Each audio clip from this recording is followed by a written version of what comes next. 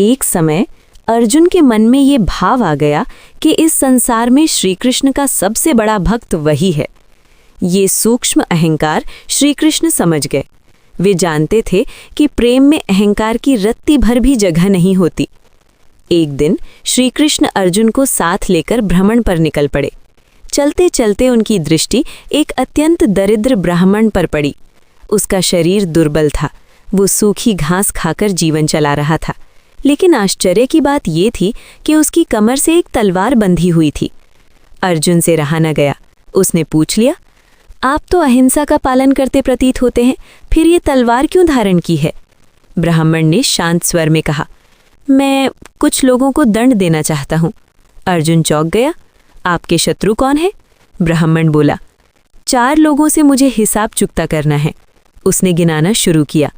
सबसे पहले नारद, वे मेरे प्रभु को कभी विश्राम नहीं करने देते, हर समय भजन कीर्तन से उन्हें जगाए रखते हैं। फिर वो बोला, दूसरी है द्रौपदी। ठीक उस समय उसने मेरे प्रभु को पुकार लिया जब वे भोजन करने बैठे थे। भोजन छोड़कर उन्हें तुरंत जाना पड़ा और ऊपर से उसने उन्हें जूठा अन्न तक खिला दिया। अर्जुन की उत्सुकता बढ़ गई। तीसरा कौन है? ब्राह्मण की आवाज़ भर्रा गई। प्रहलाद। उसने मेरे प्रभु को कितने कष्ट दिलवाए, गरम तेल, हाथियों के पांव और अंत में खंभे से प्रकट होने का कष्ट। अब अर्जुन लगभग निशब्द था।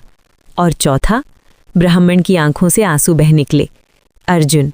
उसने तो मेरे भगवान को युद्ध में अपना सारथी ही बना लिया।